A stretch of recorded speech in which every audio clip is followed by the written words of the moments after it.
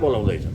जस्तो अहिले उनी पार्लिमेन्ट फर्काउने भने चाहिँ पार्लिमेन्ट फर्काउने भने मानिस उनले भने जस्तै पार्लिमेन्ट अदालतले फर्काइदियो भने पार्लिमेन्ट आउने बित्तिकै यो सुशीला सरकार त जाने नै भयो, स्वाभाविक भयो। अनि त्यो पार्लिमेन्ट गइसकेपछि प्रधानमन्त्री हुने भनेको कि शेरबहादुर कि त ओली नै हो, चाहिँ राष्ट्रिय सरकार बनाए पनि यिनीकै नेतृत्वमा बन्ने भयो। अब त्यो आउने भनेको त यो जेएनयुको आन्दोलनलाई उल्टाउने हो। जेएनजी आन्दोलन त चाहिँ अब त्यसले नै सरकार हटाएर यिनीहरूलाई प्रधानमन्त्रीबाट अपदस्थ गरे हो भने त यी त आतत्यायी हुन्, यी त उपद्रवकारी हुन् भन्ने ठाउँमा यस्तो सरकार पुग्छ। अनि त्यसले अब यी जेएनजीहरूलाई कारवाही गर्छ। अब जेएनजीका वरिपरि आएका मान्छे अरू धेरै 2-4 हजार मान्छे कारवाहीको बिन्दुमा पुग्छन्। अब त्यसले त्यो कुरोको चाहिँ असह्यता आम मान्छेले पत्याउँदैन, सहँदैनन्। किनभने उनलाई के थाहा छ भने देशमा सुधार पनि भएन। यो संसदीय गणतन्त्रको संसदीय जुन व्यवस्था हो यसले जनताको हित गरेन भन्ने मान्छेलाई लागेको छ। चाहिँ त्यही लागेर त जेएनजी आउँदा, जेएनजीको विद्रोह हुँदा खोइ एमालेका 6 लाख कार्यकर्ता कहाँ गएको थियो त्यतिखेर? 22-23 गते 24 गतेको बेलामा चाहिँ एमालेका 6 लाख कार्यकर्ता कहाँ थिए, काङ्ग्रेसका 10 लाख कार्यकर्ता कहाँ गएका थिए? अनि त्यति मात्रै नभइकन आम मान्छेहरूमा चाहिँ जेएनजीको विरोधमा आउनुपर्ने जुन अवस्था थियो त्यो किन आएन? यी सबै कारणले गर्दाखेरि आम मान्छे अहिलेको यो वर्तमान सिस्टमप्रति सन्तुष्ट छैनन्। अब यसैलाई टिकाउन खोज्दा यिनीहरू जो आउँछन् त्यसको विरोधमा आगो लाग्छ। फेरि त्यसको विरोधमा मान्छे सडकमा आउँछन्। अनि फेरि अहिले जति स्थिति आएको छ, अहिले त सुधारको मात्रै कुरो थियो यो संविधान, अब संविधानै फ्याँकिने स्थिति आउन सक्छ। अब यसलाई यी नेताहरूले बुझेका छैनन्। जस्तो अहिले ओलीले जे भाषण गरे उनले राष्ट्रिय रणनीति बुझेर बनाएर गरे जस्तो मलाई लाग्दैन। उनले आफ्नो यथास्थिति कायम गर्न खोजेका छन्। त्यो यथास्थिति कायम गर्न खोज्नु भनेको देशमा अर्को रणसङ्ग्राम सुरु गर्नु हो र यो संविधानलाई फाल्ने बाटो खोज्ने हो। र मलाई लाग्छ ओलीजीको भित्री तात्पर्य के छ भने अहिले चुनावमा गयो भने चुनाव हारिन्छ, बरु यो संविधानै गयो भने पनि के छ भने चुनावमा गएर हाम्रो कमजोर अवस्था देखाउनु त परेन। सेकेन्ड लार्जेस्ट पार्टी अब दुईचोटिको दुईटै ल्याउने सरकारको नेताको रूपमा त मेरो पगडी त बसिरहने भयो भन्दा उनी आफ्नो यो बाहिरी फोकसको पगडीलाई स्थापित गर्न उनी पार्लिमेन्ट फर्काउन जाने र त्यही नाउँमा कार्यकर्तालाई गुमराह गरेर आफू फेरि अध्यक्षमा जाने उनको जुन सोच छ, अब त्यसलाई त कार्यकर्ताको हातमा पुगेको छ। धेरै नभनौँ, अब कार्यकर्ताले त्यही कुरो पत्याए भने त्यसमा एमाले पनि सिद्धिन्छ, कमजोर हुन्छ, अनि देशमा यो संविधान पनि बढाइने स्थितिमा देश जान्छ। कङ्ग्रेसका शेरबहादुर देउवा पनि म प्रधानमन्त्री हुन्छु यदि संसद पुनर्स्थापना भयो भने, त्यो ललिपप अस्तिको भेटमा ओलीले देखाएको हुनसक्छ। अनि त्यो त शेरबहादुरजीको ओलीसँग मिल्ने भनेको कुरै उनलाई त्यो आफ्नो 6औँ चोटिको प्रधानमन्त्री पुरा गर्ने। अझै पनि उनी पार्टीमा अस्ति राजीनामा दिने जस्तो कुरो गरे कार्य भने 1 नम्बरमा त मै प्रधानमन्त्री हुन्छु भन्ने उनलाई भित्र मनदेखि नै लागेको छ। उताबाट आएर राजीनामा दिने कुरो तुरुन्तैसम्म यो महाधिवेशन गर्ने कुरो टार्दै लिएर गएका छन्। धेरै हदसम्म यो पार्लिमेन्ट फर्क्यो भने त अहिले नै पार्लिमेन्ट फर्किने आयो 1.5 महिनामा भने त उनको अधिवेशनै हुँदैन। अधिवेशन नभएपछि त अध्यक्ष हुनै हुन्छन्। अध्यक्ष हुने भएपछि त अहिले त भन्दै छन् कि अध्यक्ष भइसकेपछि पनि उनी चुनावमा चाहिँ उनको डडेलधुराबाट उनी क्यान्डिडेट हुने आफै उठ्ने कुरा भइसक्यो, कुरो भइसक्यो। एकल सिफारिस उनी अध्यक्ष नभए पनि संसदीय दलको नेता चाहिँ आफै हुने मनसाथ उनले अगाडि गरिरहेका छन् भन्दा अब यो परिवेशमा चाहिँ पार्लिमेन्ट आयो भने चाहिँ शेरबहादुर नै प्रधानमन्त्री नभए ओली प्रधानमन्त्री, यी दुईटाबाट बाहिर त जाँदैन। भनेपछि उनीहरू आइसकेपछि त अब शेरबहादुरलाई पनि आफ्नो घरमा त आगो लागेको आक्रोश त शेरबहादुरसँग पनि छँदैछ। ओलीलाई त सत्तैबाट लखेटेर चाहिँ 10 दिनसम्म लुक्नै पर्ने स्थिति आएको आक्रोश त ओलीलाई पनि छँदैछ। यिनीहरू फेरि सत्तामा आयो भने सेना प्रहरीहरूको जो नेतृत्व छ नि, सेना प्रहरीहरूको जुन नेतृत्व छ नि, उनीहरूमाथि कस्तो या इथिकल्ली कस्तो प्रभाव पर्ला, या उनीहरूले सरकारमा आयो भने अपदस्थ गर्न सक्ने सम्भावना, जसरी सेनाले चाहिँ सहयोग गरेन, प्रहरीले सहयोग गरेन भनेर प्रधानमन्त्री बोलिरहेछन्, सेनाकै घेरा बिचमा देउवामाथि जुन हमला भइरहेछ त्यो प्रतिशोध लिन सक्ने सम्भावना त्यस्तो केही देखिन्छ? होइन, मलाई लाग्छ राष्ट्र सुरक्षा निकायले पनि सबै सुरक्षाका सबै अङ्गहरूले यी नेताहरू जो काङ्ग्रेस एमाले माओवादी नेताहरू छन् यिनले देश सञ्चालन गर्न जानेनन्।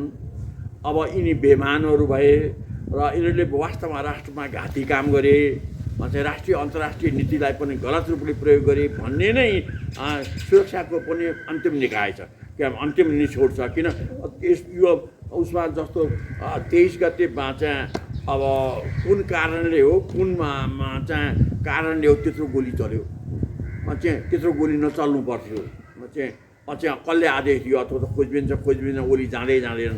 यो अहिलेको ओलीको निचोराइले त ओलीकै आदेश थियो कि भन्ने मान्छेलाई शङ्का धेरै लागेको छ।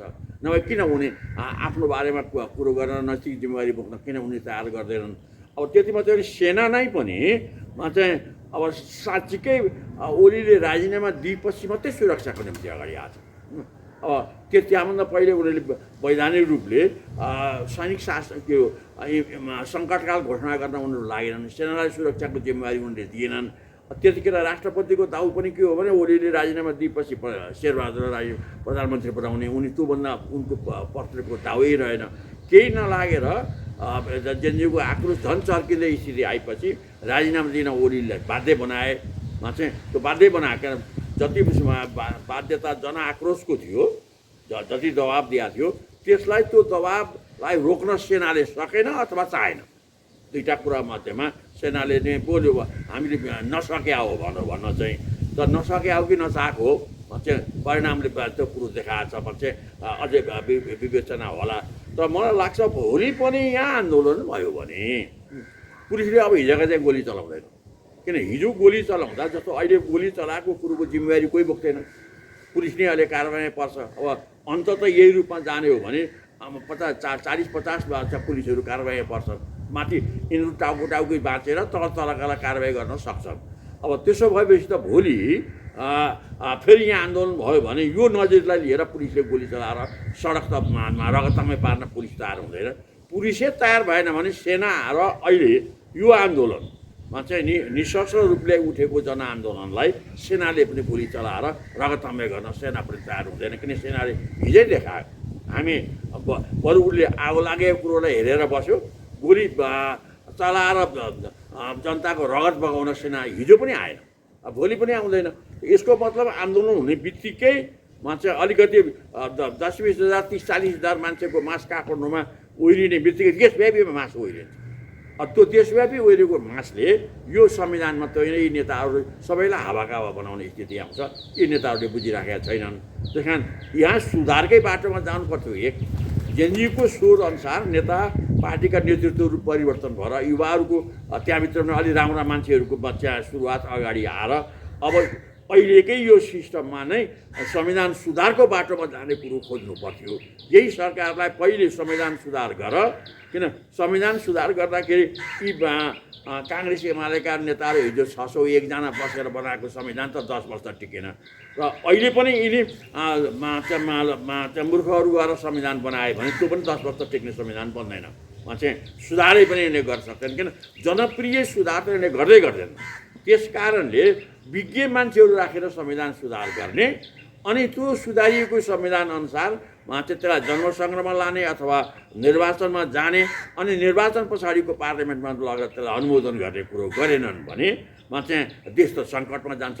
उनीहरूले भने जस्तो संविधान बनाउने अधिकारी चाहिँ हामी हौँ भन्दाखेरि यो अहिले बनाएको संविधानको 10 वर्ष पछाडिको यो असन्तोषको रूप कहाँबाट आयो? उनले बनाएको राम्रो संविधान थियो भने, कम खर्चको संविधान थियो भने, राष्ट्रवादी संविधान थियो भने, राष्ट्रलाई दोहन गर्ने प्रक्रिया रोकिने, बेचौलो हेरेको गतिविधि रोकिने संविधान थियो भने त यो आक्रोश अगाडि आउँदैन थियो। चाहिँ अब यिनै भद्दोहरू नै फेरि संविधान बनायो भने यो भन्दा कतिले बनाउँछन्। त्यही कारण अब संविधान बनाउने भनेको विज्ञले बनाउने, सुधारकै संविधान पनि विज्ञले बनाउने। त्यो विज्ञले बनाएको संविधानलाई जनमतसङ्ग्रहमा जानुहोस् अथवा चुनाव पछाडि आएको पार्लियामेन्टबाट अनुमोदन गराउनु। त्यसो गर्नुभयो भने सहज रूपले परिवर्तन अगाडि जान्छ। होइन हामी नै संविधान बनाउँछौँ भन्दा हामी भने यिनै दल संविधान बनाउन योग्य छैनन्। किन हिजोको 601 जनाको भण्डारण अगाडि ल्याएर भने संविधान बनाउँदा 4 जना थिए। 4 जनाले जे भन्यो त्यही मान्छे, प्रचण्डले जे भन्यो त्यही, प्रचण्ड माधवमा चाहिँ ओली शेरबहादुर यही टिमले त बनायो संविधान, यिनीकै बुद्धिले नै आयो यो दुर्गति देशमा भन्छ। अब पनि फेरि संविधान सुधार पनि यिनीकै दुर्बुद्धिले बनाउन खोज्यो भने त कतिले त बन्दैन, एक त बनाउँदैन। त्यो स्थिति आएको हुनाले मलाई लाग्छ देश अब यी नेताहरूले बिस्तारै जेएनयूको आन्दोलनलाई तुहाउने, देशलाई पार्लियामेन्ट फर्काएर फेरि आन्दोलनको आक्रोश यी नेताहरूले खाने र संविधान नै फ्याँकिने स्थितिमा देशलाई पुर्याउने ठाउँमा यिनीहरू लागेका छन्। ओलीजीको त्यो वक्तव्यको मनसाय पनि चाहिँ करिब उनले खोजेका चाहिँ आफ्नो शासन ल्याउने हो, तर हुने चाहिँ भने के हो, संविधान फालिने हो। त्यो ठाउँमा पुग्ने सम्भावना बलियो हुँदै अगाडि आएको छ। निर्वाचनको सम्भावना कति देखिन्छ? सरकार त सुशीला कार्की त निर्वाचन गर्छु भन्नुभएको छ। उसले भन्यो अब निर्वाचन कङ्ग्रेसले पनि चाहेर नचाहेर उसले पनि आफ्ना प्रतिनिधिहरू पठाएको जस्तो, यहाँबाट यो सिलेक्सन, यहाँबाट यो क्षेत्रबाट यसलाई सिफारिस भनेर आएको जस्तो देखिन्छ। माओवादीहरू पनि चुनावको लागि तयार भएको जस्तो देखिन्छ बाहिरबाट हेर्दा। एमाले बाहेकका दलहरू लगभग तयार भएको जस्तो देखिन्छ। केपी शर्मा ओलीले पनि हामी एक्लै बहुमत ल्याउने दल हो, हामी चुनावबाट कहाँ भाग्छौँ, र सरकारले चुनावै गराउँदैन उनी भनिरहेछन्। फेरि यिनीहरूलाई पार्लियामेन्टमाथि पनि के अरे सर्वोच्च अदालतमा पनि विश्वास छैन। अब सर्वोच्च अदालतले उसले पनि हिजो चोट खाएको अवस्था छ। यी सबै कुरोलाई हेरेर अब यो रिस्क बोक्ने ठाउँमा चाहिँ कानुनले भन्ने हो भने पार्लियामेन्टले अदालतले सजिलै पार्लियामेन्ट फर्काउन सक्छ। अब कानुन मात्रै हेर्छ कि अहिलेको अवस्था पनि सर्वोच्चले बुझ्छ। अब यदि अहिलेको अवस्था बुझ्यो भने सर्वोच्चले अनेकौँ नाउँमा पनि पार्लियामेन्ट फर्काउने काम गर्दैन। पार्लियामेन्ट फर्काएन भने त चुनावमा जानुभन्दा अर्को विकल्प यी नेताहरूको रहेन। अब बरु त्यतिखेर सहमति गरेर चुनाव सारेर अगाडि जाने कुरो पनि यिनीहरू गर्न सक्छन् चाहिँ। तर यो अहिलेसम्म यो अनिवार्यता चुनाव हुन्छ कि हुन्न भन्ने अनिवार्यता चाहिँ सर्वोच्चको निर्णय पर्ख्या हो। अब सर्वोच्चले पार्लियामेन्ट फर्काइदिन्छ भन्ने निकै आशा काङ्ग्रेस एमालेमै छ चाहिँ। अनि फर्क्यो भने त हामी सरकारमा गइहाल्छौँ, कचाकुचुक पारिहाल्छौँ, यी जेन्जीलाई जमेलाई थन्काइदिइहाल्छौँ भन्ने लागेको छ। अब त्यो अदालतले त्यो कुरोलाई चाहिँ स्वीकार्छ कि स्वीकार्दैन उनले भने जस्तो। अब स्वीकार्यो भने हुने के चाहिँ ओली शेरबहादुरले भने जस्तो यिनीकै शासन दोहोरिने हो कि त्यो शासनको विरोधमा आक्रोश आउने हो, त्यो त भोलिका कुराहरू छन्। त मलाई त जहाँसम्म लाग्छ पार्लियामेन्ट आएर त्यो गतिविधि हो भने आक्रोश अगाडि आउँछ। त्यो आक्रोशले ओली शेरबहादुरले परिकल्पना गरेको आफ्नो शासनको ठिक विपरीत संविधानै फालिने ठाउँमा यो पुग्न सक्छ। र यो चुनाव हुने नहुने कुरो को एकटुक जवाफ भनेको सर्वोच्चको निर्णयमाथि भर पर्छ। निर्णय सर्वोच्चले पार्लियामेन्ट नफर्काउने कुरो गर्यो भने चुनावभन्दा अर्को विकल्पमा जाने ठाउँ हुँदैन। यी नेताहरूले पनि घिसारिँदै जाँदै अब कि त फागुनको ठाउँमा फागुनमै चुनावमा जान सक्नु पऱ्यो। त मलाई लाग्छ फागुनमै यिनीहरू चुनावमा नगएर वैशाख जेठतिर चुनाव लान सक्छन्। त्यतिखेरसम्म अरू जनआक्रोश अलिक कमजोर होला भन्ने यिनीहरूलाई लाग्न सक्छ, त्यो दिशातिर जान्छन्। होइन पार्लियामेन्ट चाहिँ सर्वोच्चले नै फर्काइदियो भने त सर्वोच्चको काम त सक्यो। अब पोलिटिकल पार्टी र जनताको काम रह्यो। अब पोलिटिकल पार्टीलाई नै छोडिदिएर जनता हाई गरेर हेरेर बस्यो भने त ओली राजै शेरबहादुरको राजै अगाडि आउला। अब त्यस्तो हुँदैन भन्ने कुरो त 23 गतेले बताइसकेको छ। 23 गतेकै परिणामले अगाडि गयो भने यी नेताहरूमाथि सङ्कट र संविधान फालिने स्थिति, अनि नयाँ संविधान, नयाँ परिवेश अनि सेनाको सक्रियता बढ्ने अवस्था अगाडि आउन सक्छ। सेनाको सक्रियता अब अर्थात् सैनिक शासन पनि लागु हुन सक्छ। मलाई जहाँसम्म लाग्छ अब त्यसको नाम जे राखे पनि आन्दोलन उठेपछि त त्यहाँ शान्ति कायम गर्न सेनाभन्दा अरू त कोही छैन। किन पुलिसले कन्ट्रोल गरेर हिजै सकेन भन्छ, भोलि पनि आन्दोलन हुन सक्दैन। अब पुलिसले कन्ट्रोल नगरेपछि सेना आउनु पऱ्यो। अब सेना आएर पनि रगतामै बनाउँछ जस्तो मलाई लाग्दैन। अनि सेनाले त आन्दोलनलाई एक हदसम्म पिसफुली अगाडि जान दिन्छ। त्यसको परिणाम त यो अहिलेका सत्तासीनहरू जम्मै फ्याँकिने स्थिति आउँछ। त्यतिखेर त पार्लियामेन्ट फर्केर बसेका जुन साँडहरू हुन्छन् ती साँड फेरि हिजोका चाहिँ भागको स्थितिमा आउन सक्छन् चाहिँ। त्यो बुझेर अदालतले के भन्छ र यी नेताहरूको मूर्खाइले देशलाई कहाँ पुर्याउँछन् त्यो भोलिकै दिनमा टुङ्गो लाग्छ। राज संस्थाको सम्भावना कति छ? राज संस्था फर्किने सम्भावना कति छ? अनि त्यो अहिले भन्न सकिँदैन। त्यतिखेर सेना आएपछि अब आन्दोलन चर्क्यो, सेना आयो। अब सेनामाथि नै सबै कुरो निर्णायक हुन्छ। सेनाले छिमेकीहरूको कुरो सुन्छ, छिमेकीहरूले के राय दिन्छन्। अब छिमेकीका देशको राय अनि सेनाले पनि मन्जुर गर्ने स्थिति आयो भने त्यतिखेर अरू उपायभन्दा राजा फर्काउने उपाय अथवा 47 संविधान फर्काउने दिन पनि आउन सक्छ। चाहिँ त्यसको लागि चाहिँ दुईवटा छिमेकी र सेनाको त्यो स्थिति त्यो आन्दोलनको पछाडि फेरि आन्दोलनले पनि त्यसलाई स्वीकार्नु पर्यो। आन्दोलन चाहिँ पुरा राजा विरोधी भएर अगाडि आइदियो भने त्यो पनि सम्भव हुँदैन। आन्दोलनले होइन, सेनाले पनि देखेर बुझ्छ आन्दोलनले के मागिराखेको छ। आन्दोलनले राष्ट्रपति शासन मागेको छ कि सैनिक शासन मागेको छ कि संसदीय शासन मागेको छ कि राजतन्त्र आए पनि स्वीकार्ने स्थिति आएको छ कि त्यतिखेर सेना नै निर्णायक हुन्छ। हेर्नुहोस् अब अहिले नै ठ्याक्कै यस्तो आउँछ भन्दा पनि धेरै सम्भावना आउँछ। सैनिक शासनै हुने, सैनिकले हिजोको 46को 47को संविधान फर्काउने अथवा राष्ट्रपति पद्धति लिएर आउने, नयाँ संविधान बनाउने, फेरि कोसिस सुरु हुने। अब के आइटम सुरु हुन्छन्, यिनले पार्लियामेन्ट फर्काएर यी नेताहरू आए भने यी सबै ढोका ओपन हुन्छ। त्यसबाट कुनै एउटा बाटो अगाडि लाग्ला। अहिले ठ्याक्कै यस्तै हुन्छ भन्न चाहिँ सकिँदैन। तर सम्भावना राजतन्त्र आउँदैन भन्न चाहिँ सकिँदैन। राजतन्त्र आउने सम्भावना पनि अगाडि आउँछ। तर राष्ट्रिय अन्तर्राष्ट्रिय तालमेल मिल्यो भने, मिलेन भने राजा नआएर अर्को कुनै विकल्प देशमा आउन पनि सक्छ। सेना प्रमुखलाई बर्खास्त गर्ने सम्भावना कति हुन्छ?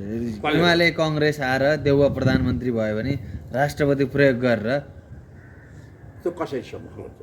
अब यिनीहरू भाग्दाखेरि सेनाले बचाउनु पर्ने स्थिति छ। अब अहिले यिनीहरूमा यस्ता लुरेर राष्ट्र नचिनेका नेताहरूले भनेर सेनाले मान्छ मलाई त्यस्तो त लाग्दैन। यिनले हिम्मत पनि गर्दैन, सेनाले मान्दा पनि मान्दैन। किन अहिले देश बचाउने भनेको अझ त्यस्तो निर्णय गर्यो भने त जनता उठेर त्यो निर्णय गर्ने क्याबिनेटलाई नै घेराबन्दीमा हालिदिन्छ। किन सेना त्यति पपुलर भएको छ। 24 गते बेलुका सेना नआएको भए जति आगलागी भएको थियो नि त्यसको 4 गुणा त 25 गते हुन्थ्यो आगलागी। चाहिँ त्यसको जस्ता आम मान्छेले सेनालाई नै दिएका छन्, यी नेताहरूलाई त दिएको छैन। नेताहरूको कारणले देश बचेन, नेताहरूको कारणले त विद्रोह अगाडि भयो, सेनाका कारणले चाहिँ हामी सुरक्षित भयौँ भन्ने जुन ठानिएको छ, त्यस्तो बेलामा सेनालाई हटाउने कुरो यिनले परिकल्पना गर्न सक्दैनन्। यदि परिकल्पना गरे भने मास उठेर त्यो निर्णय गर्ने नेताहरूलाई नै घेराबन्दीमा हाल्छन्। त्यो अवस्था आउँछ मलाई लाग्छ। त्यस कारण त्यता